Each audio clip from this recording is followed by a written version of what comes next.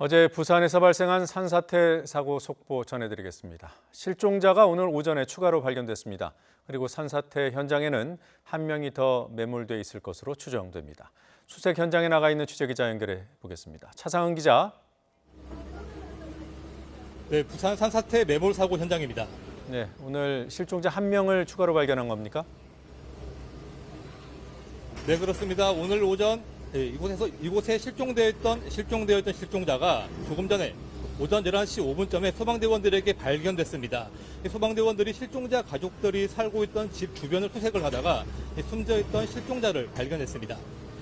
소방대원들이 실종자 가족이 살던 주택 일대를 수색하던 과정에서 실종자가 숨져있는 것을 발견했습니다. 실종자의 신원은 일가족 가운데 아들인 44살 권모 씨로 확인됐다고 조금 전 경찰은 밝혔습니다.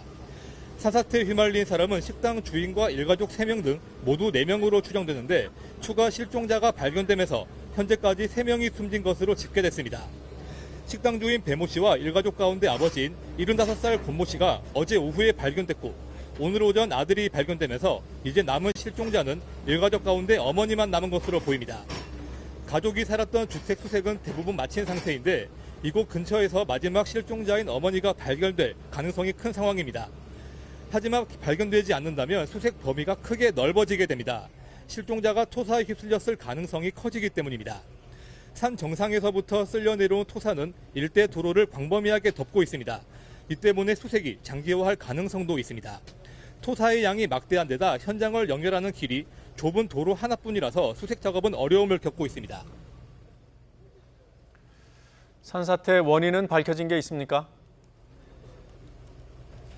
이번 산사태의 원인이 무엇이라고 단정하기에는 아직은 이른 상황입니다. 무엇보다 실종자를 찾는 게 최우선이기 때문에 사고 원인을 찾는 것은 조금 더 시간이 걸릴 것으로 보입니다. 수사기관의 공식적인 조사에 앞서서 추정되는 원인들은 있습니다. 산 정상을 깎아서 만든 예비군 훈련장의 배수가 제대로 이루어지지 않아서 산사태가 발생했을 가능성이 있다고 전문가들은 추정하고 있습니다. 지난 2011년 서울 우면산에서 발생한 산사태와 비슷한 이유로 발생했을 수 있다는 겁니다. 산사태 당시에 나온 토사의 색깔에도 주목할 필요가 있다고 하는데요. 일반적인 흙과 다르게 시커먼색입니다. 화력발전소에서 나온 석탄재로 추정되는데 예비군 훈련장을 조성할 때 쓰인 것으로 보입니다. 물과 섞이면 서로 밀어내는 성질이 있어서 집안을 약하게 만들었을 가능성이 있습니다. 경찰은 실종자 수색과 신원 확인 등이 끝나는 대로 사고 원인을 찾는 수사에 돌입한다는 계획입니다. 지금까지 부산 산사태 매몰 사고 현장에서 YTN 차상은입니다.